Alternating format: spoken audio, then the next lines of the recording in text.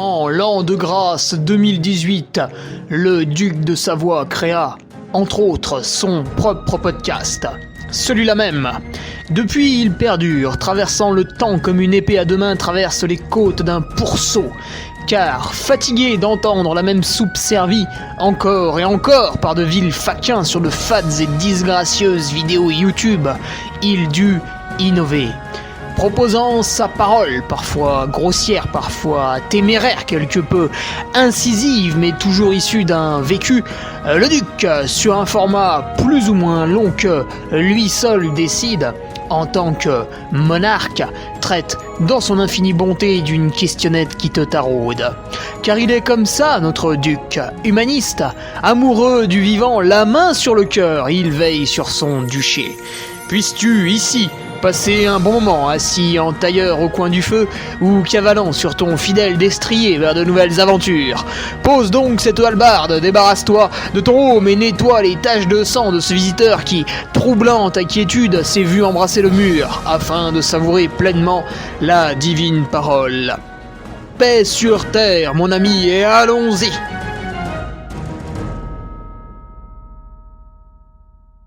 Bonjour tout le monde, on se retrouve pour le podcast numéro 227. 227, la marche bâton, l'entraînement des faibles. Par Maxence Thomas. Alors, est-ce que s'entraîner avec des bâtons, c'est réservé aux gens de la jaquette ? Ben, on va voir. Quelques news. D'abord, bien sûr, avec toujours le remerciement aux nouveaux patriotes, il y en a toujours un petit peu. Clément Vitali, Steve Bouriel, Albéric Rambaud, le cousin de John Rambaud.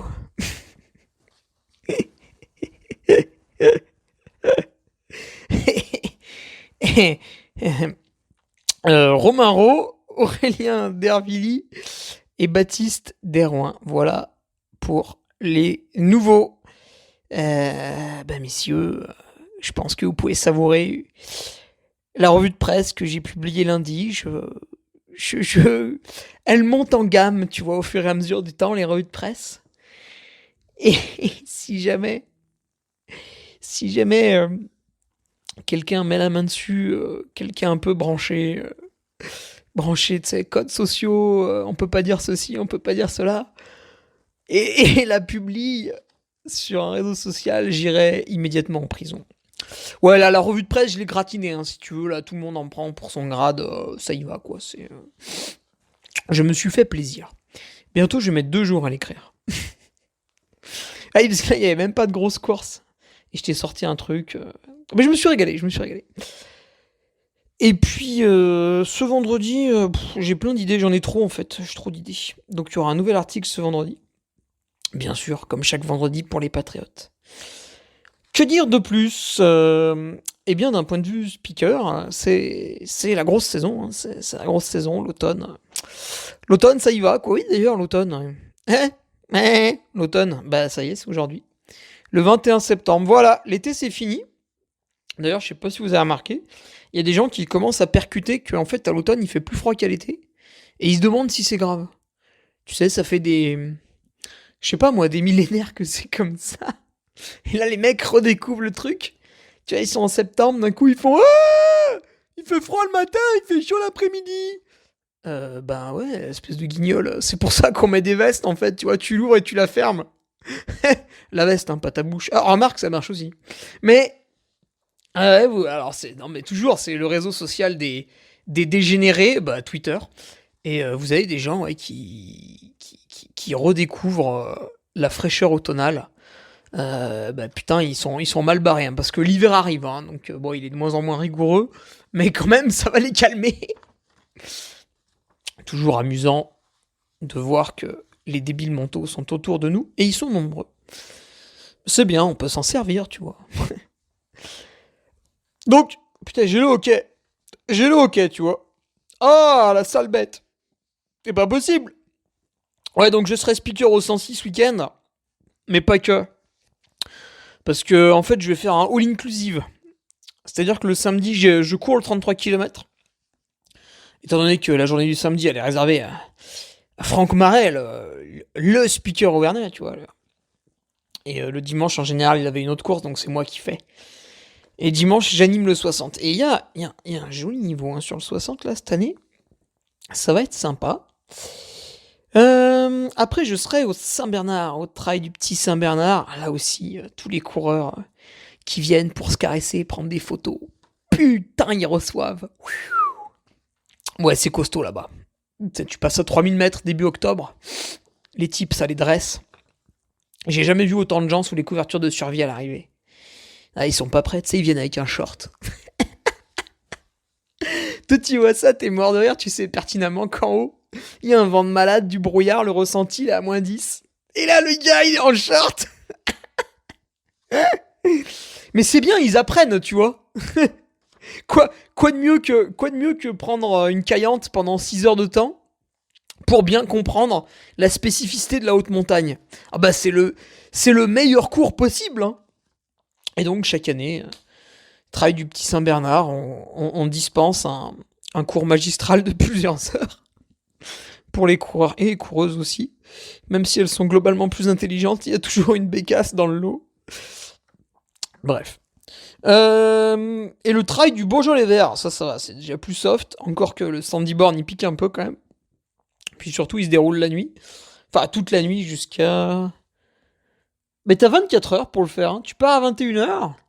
Et tu fais le foufou, là, toute la soirée, toute la nuit. Le lendemain, bah, tu prends un coup d'enclume sur la tête. Hein. C'est comme un lendemain de soirée, hein, c'est un peu pareil. Et t'as jusqu'à 21h pour revenir. Le soir. Voilà, quoi. Je vais essayer de mettre à jour mon site internet, mais vu que je suis un énorme flemmard, c'est possible que je le fasse pas. Normalement, sur mon site internet, vous pouvez retrouver tous les événements que j'anime. Je vais essayer de mettre aussi ceux que je cours, avec une autre couleur, pour différencier les deux. T'inquiète.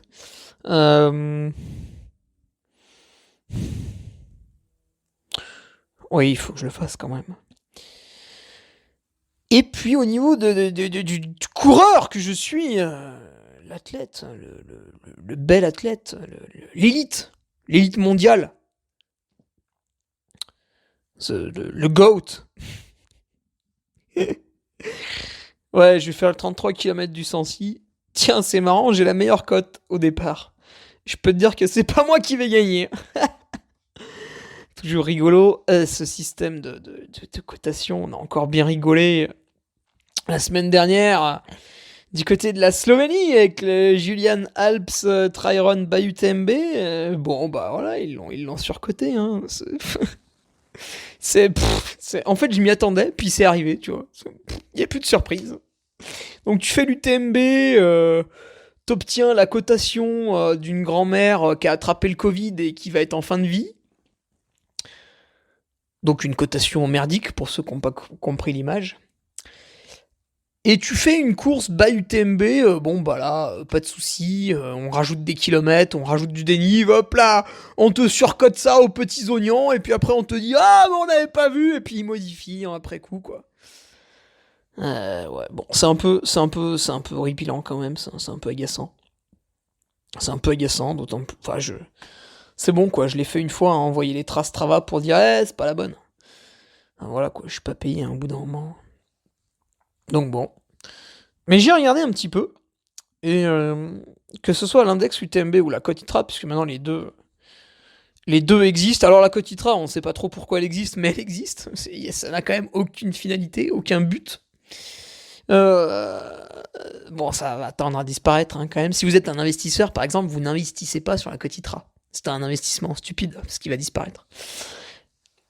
C'est comme si vous investissez sur un appartement locatif, et puis son DPE, son bilan énergétique si vous préférez, il est classé G. C'est un peu idiot parce que vous n'avez pas le droit de le louer. Donc, à part mettre votre chien dedans, je vois pas trop ce que vous allez faire. Tiens, d'ailleurs, c'est amusant ça aussi. Oh, il va être long ce podcast. Je regarde des appartements en vente sur le Bon Coin. Donc les mecs ont pas compris qu'en fait les gens ont plus d'argent. Quoi, tu vois. Studio, 8000 € le mètre carré à Aix-les-Bains, tout va bien. Tu vois. Et ils mettent pour investisseurs. Mais à quel moment tu gagnes de l'argent quand t'achètes un studio à 8000 € le mètre carré? Qu'est-ce que c'est Il faut être profondément bête pour écrire ça quand même.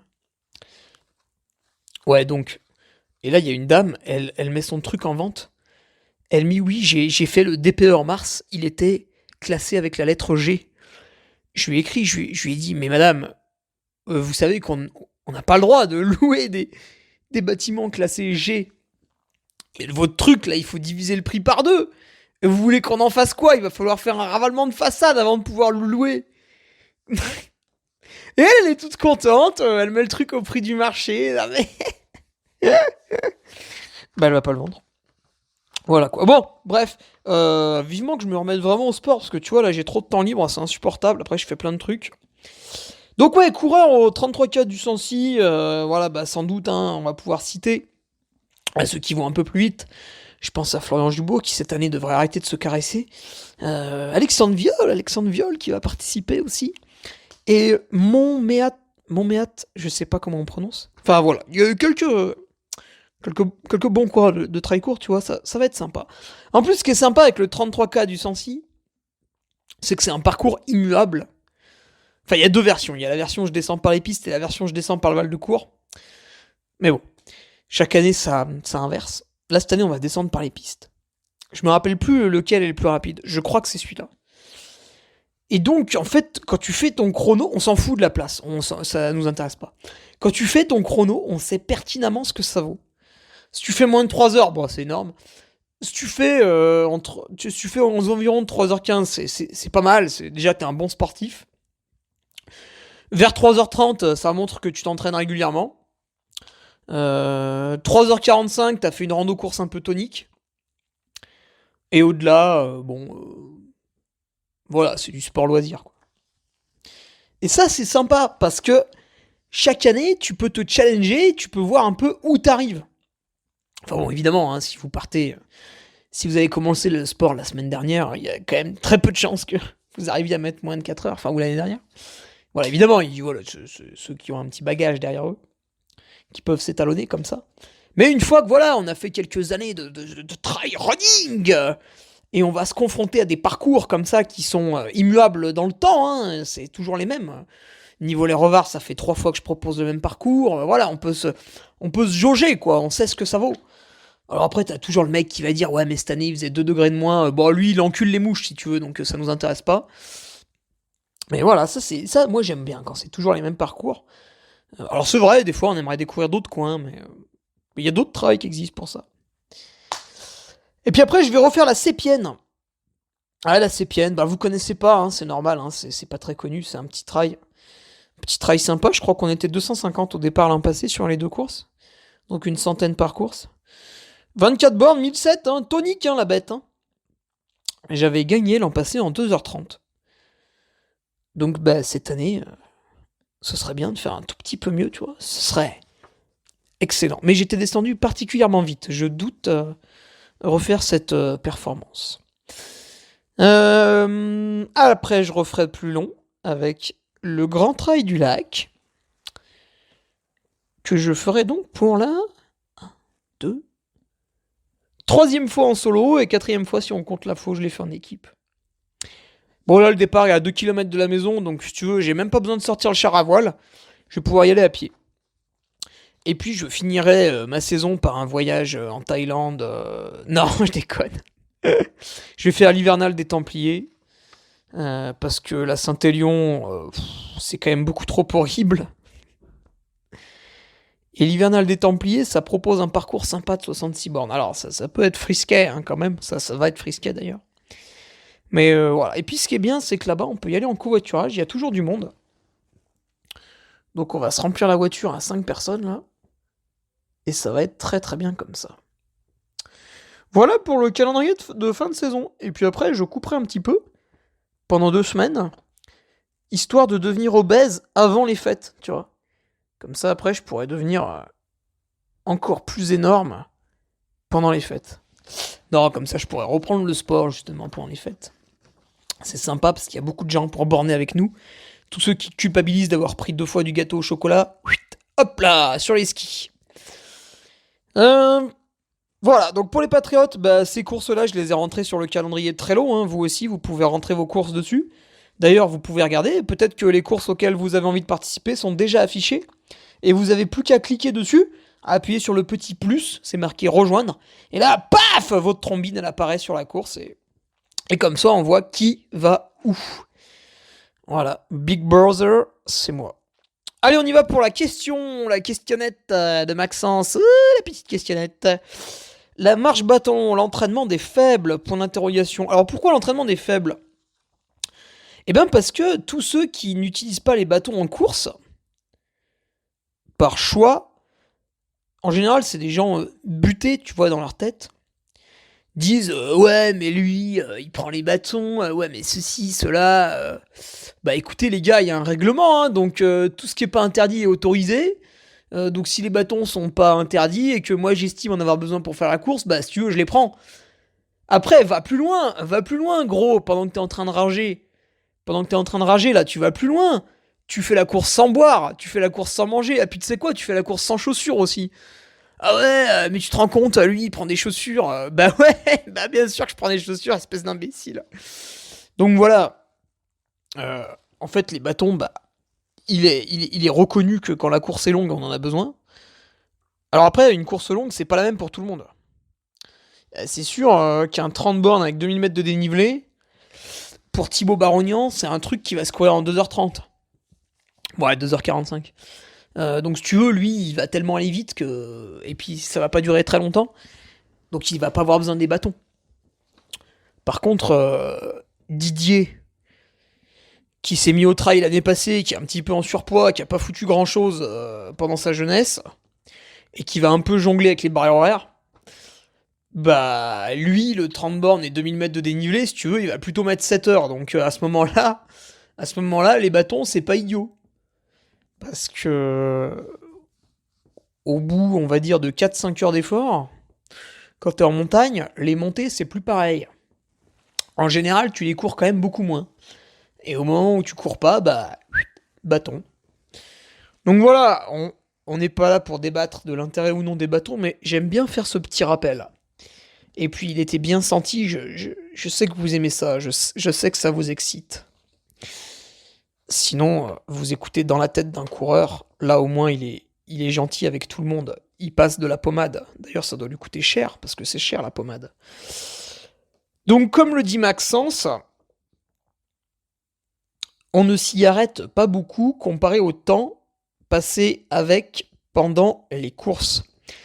Et oui, c'est vrai que, en fait, moi, quand j'anime des trails, bah, plutôt en montagne, parce que dans ma région, c'est la montagne, c'est Auvergne-Rhône-Alpes, surtout Rhône-Alpes même, pour moi. Mais, bah, globalement, en fait, on voit les pelotons, ça marche beaucoup quand il y a un trail en montagne. Toutes les montées, elles sont marchées, et puis pour les derniers, bah, c'est même les plats, des fois, on marche un petit peu. On peut aussi se servir des bâtons pour descendre, pour soulager un peu les genoux, etc. Donc les gens vont y passer vraiment du temps pendant la course. Tu vois, je pense que pour la majorité des gens, un trail en montagne, c'est un trail où on va passer plus de 2 tiers du temps à utiliser ces bâtons.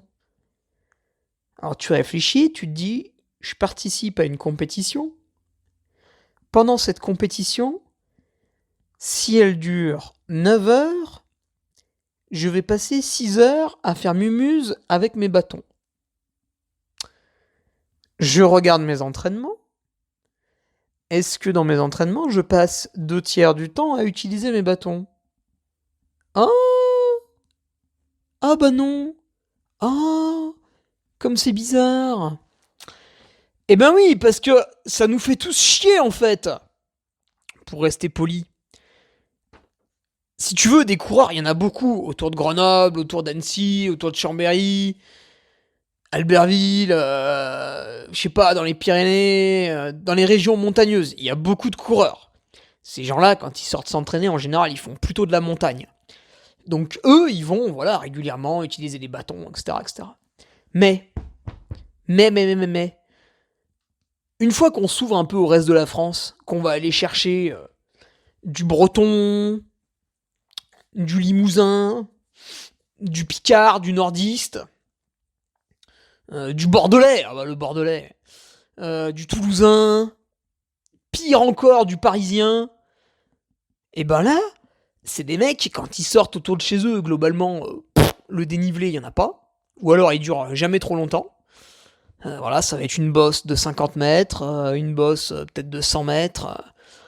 Allez, ceux qui sont à côté de la montagne de Reims, ça va faire 200 mètres, mais enfin bon, le pourcentage, il fait rigoler.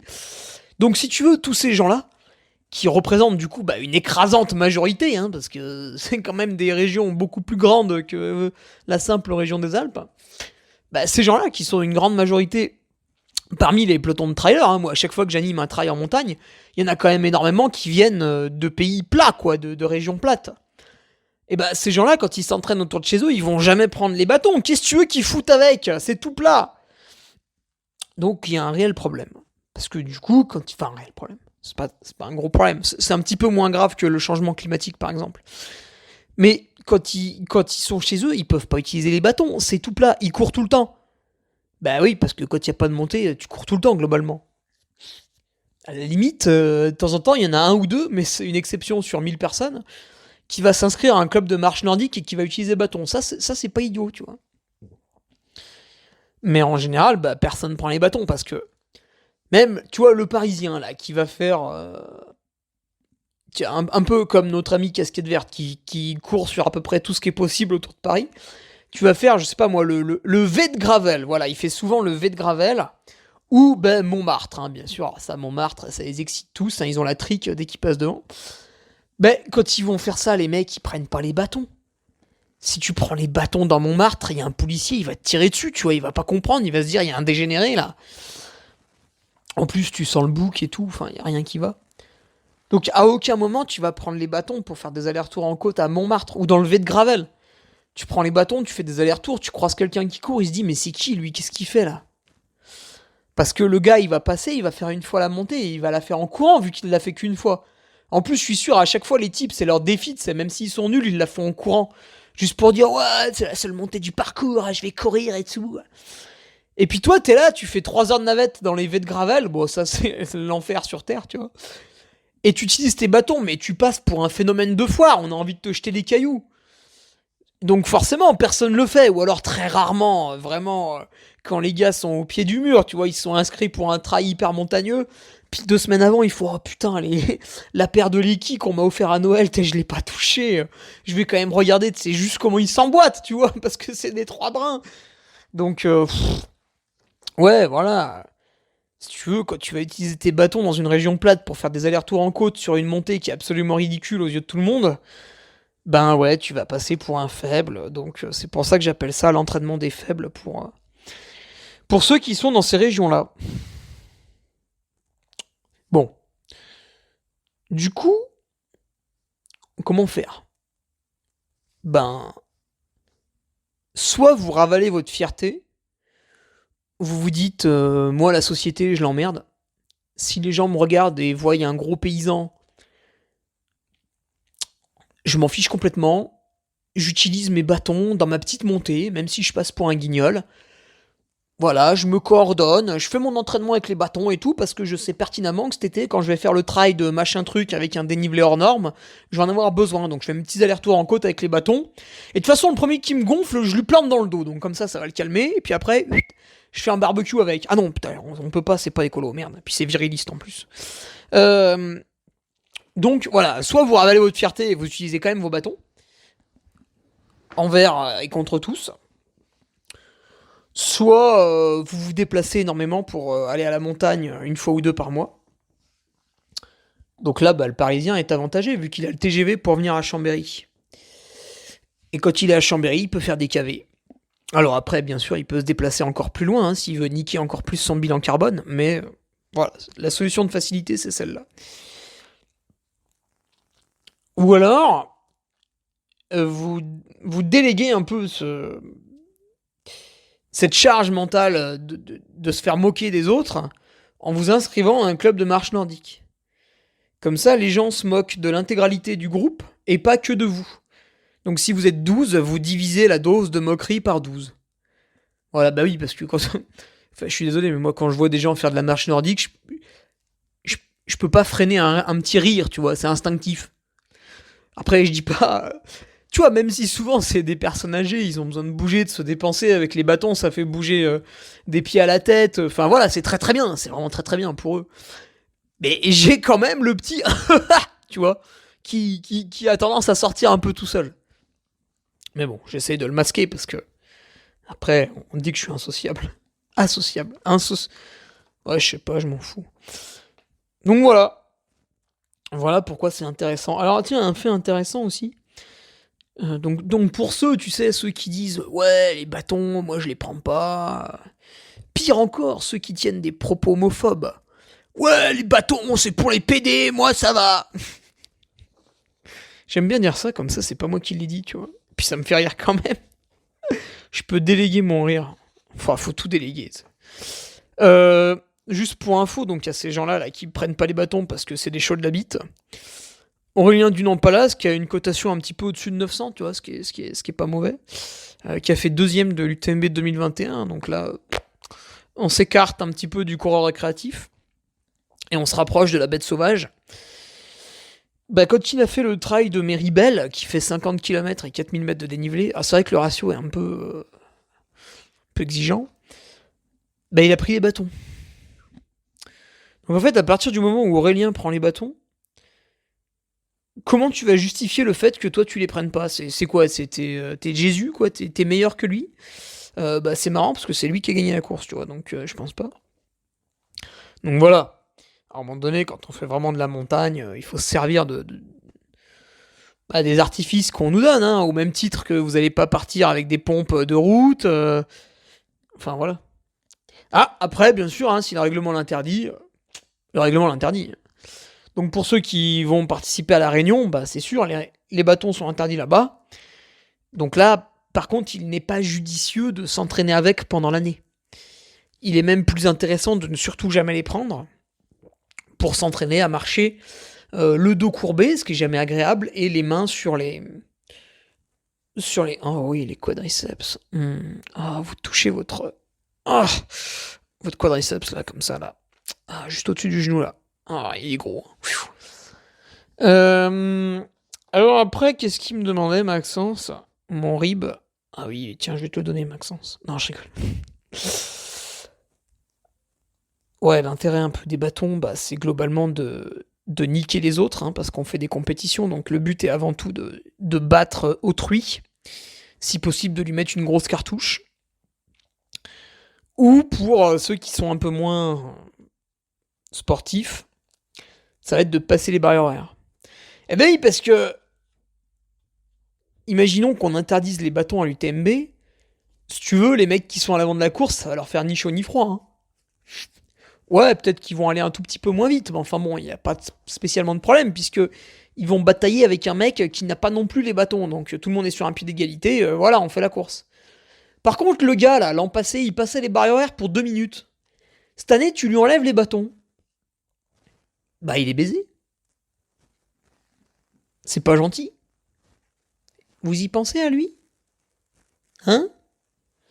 Bah non, vous y pensez pas, vous en avez rien à foutre. Donc ouais, tu vois, qui est pénalisé si on enlève les bâtons? Pense pas que ce soit les gens qui jouent les premières places.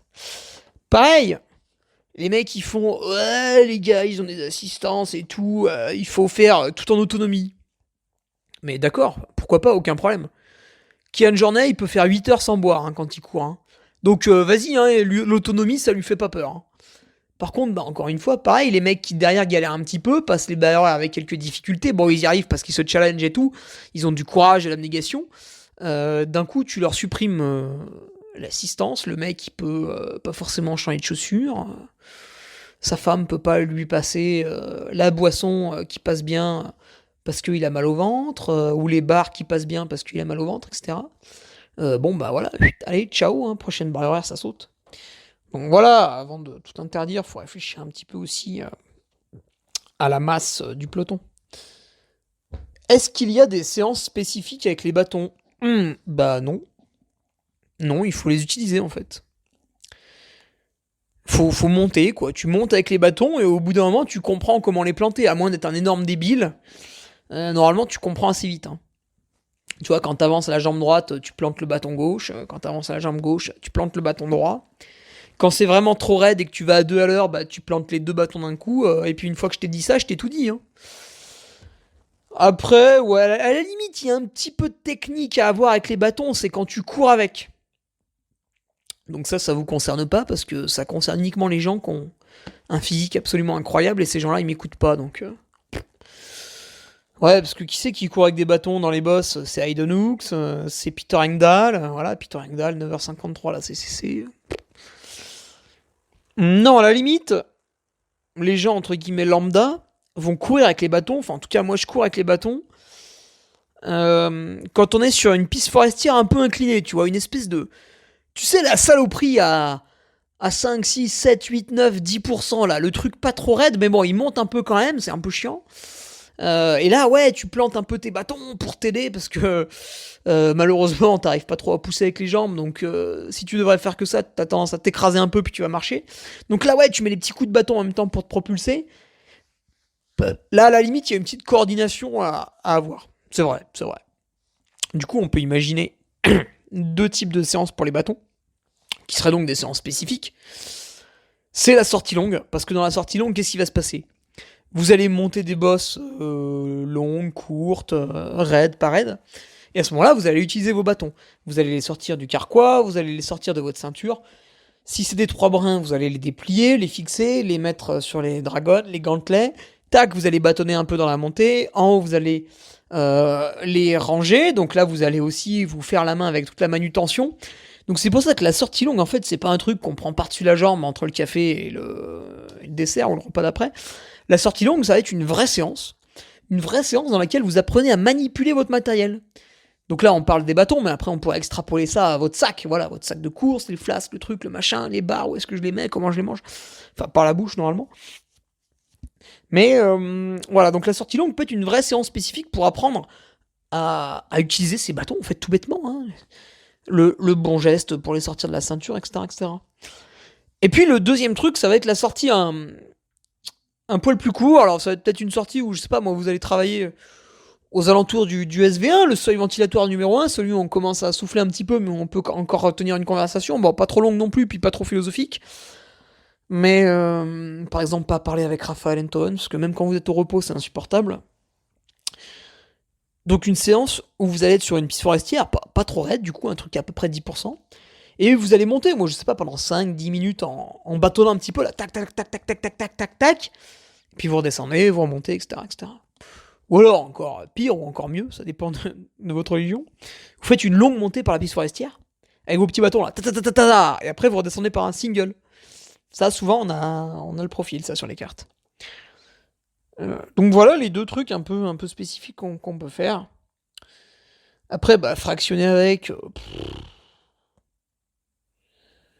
Bah non, pas trop. Et puis après, Maxence me demandait, ouais, est-ce qu'il faut faire de la musculation pour utiliser les bâtons?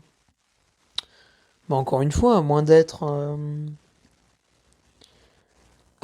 quelqu'un de particulièrement maigre et d'avoir quasiment aucun muscle, non, il n'y a pas vraiment besoin, parce qu'en fait, vous pratiquez déjà un travail de gainage dynamique en se déséquilibrant au poids de corps, ce qui fait que du talon jusqu'à l'omoplate, vous êtes plus ou moins gainé, parce que vous faites la planche, vous enlevez un bras, vous enlevez une jambe, vous enlevez un bras, une jambe.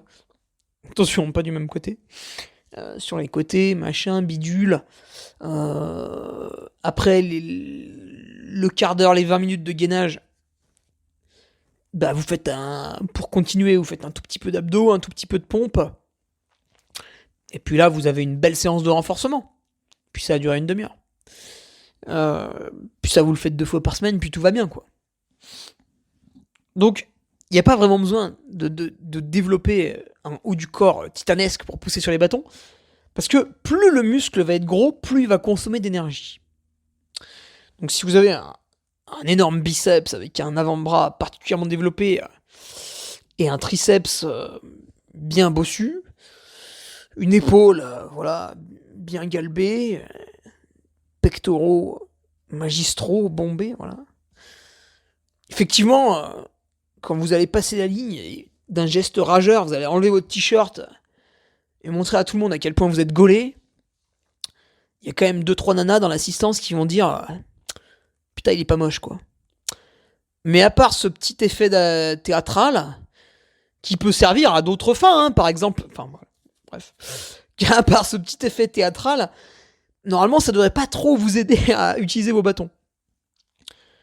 Après, c'est sûr, hein, si vous faites 6% de masse grasse et que déjà, pour mettre un livre sur l'étagère, ça vous demande un effort, là, il y a peut-être un petit travail de musculation à faire. Mais sinon, si vous réalisez votre gainage hebdomadaire, on va dire, dans le cadre de votre pratique du trail running, il y a pas de souci. Pas besoin de s'exciter davantage. Après, bien sûr, pour ceux qui ont l'occasion, qui géographiquement sont pas très loin ou qui viennent passer leurs vacances d'hiver à la montagne, et bah évidemment, si vous faites du ski, c'est bon à prendre. Que ce soit du ski de rando, enfin le ski alpi, ou le ski de fond, parce que là vous allez vachement utiliser les bâtons, et du coup vous serez... tout le haut du corps va travailler. Donc quand vous allez utiliser vos bâtons, je sais pas moi, en avril, pour reprendre votre travail de dénivelé en vue des trails estivaux en montagne, eh ben il y aura la base qui est là, quoi, comme pour tout le monde. Après, bah moi c'est sûr, hein, j'ai un petit faible pour la salle de sport, j'aime beaucoup. Par contre, vu que j'ai la flemme de me déplacer, j'ai plus ou moins mis des machines chez moi, on va dire. Du coup, j'apprécie de temps en temps, sur des journées de repos, de faire quelques petits exos de musculation, puis ça tourne comme ça un peu tout au long de l'année, ce qui fait qu'il y a toujours une petite base, quoi. Je fais jamais peur de par ma maigreur, hein, loin de là. Donc voilà, c'est pas un objectif, hein, la séance de musculation haut du corps, franchement, pour utiliser les bâtons, ça va concerner très, très, très, très peu de personnes. Maintenant, bah, si vous avez le temps, si vous avez la dispo, si vous êtes là en train de regarder la télé à 19h parce que vous avez décidé que vous alliez manger à 20h, bah, éteignez la télé et faites une petite séance de musculation haut du corps, qu'est-ce que vous voulez que je vous dise ? C'est une très bonne intention. Voilà quoi, voilà ce que j'ai à dire pour les bâtons, Maxence. Je pense que j'en avais déjà un petit peu parlé, mais un rappel ne fait jamais de mal. Je vous laisse là-dessus. Je vais continuer de rédiger mon petit article Patreon pour vendredi, parce que j'avais quand même promis il y a longtemps une analyse des derniers jours d'entraînement du top 10 UTMB, puis des principaux favoris qu'on raté. Donc je vais me repencher sur le Strava. Alors c'est un peu pénible parce que tout le monde ne met pas tout. Déjà il y a des coureurs qui ne publient pas leurs entraînements. Bon après ça les regarde, hein, c'est leur vie, bien sûr, ils font ce qu'ils veulent. Et puis il y en a d'autres qui publient pas tout, donc tu sais jamais trop ce que le mec fait, parce que des fois il va publier pendant 5 jours, après il va oublier pendant 3, puis après il va republier, etc. Alors que toi tu sais pertinemment qu'il s'est entraîné, parce que tu l'as croisé ou ceci, cela, mais il a pas mis sur Strava. Donc c'est un peu embêtant, c'est à prendre avec des pincettes, mais voilà, je vais essayer de me dépatouiller et de faire un article sympa là-dessus. Je vous laisse et je vous dis à la semaine prochaine pour le podcast hebdomadaire. C'est pas comme un dromadaire, mais presque. Salut. Tu viens d'écouter le podcast du Duc de Savoie. Si tu souhaites approfondir avec de pertinents articles d'éminents spécialistes, rejoins le Patreon. Tu feras ainsi partie, en tant que fidèle patriote, de la très prestigieuse Duke Army. Si l'humour est ton leitmotiv et que tu n'as peur de rien, viens sur l'Instagram. Si tu veux espionner le Duc, car tu es vil et sournois, son Strava est également à ta disposition. Enfin, si tu es vieux, presque sénile et ou débute dans les réseaux sociaux, contente-toi de suivre sa divine page Facebook, les liens sont dans la description. Que Dieu te garde et à la semaine prochaine.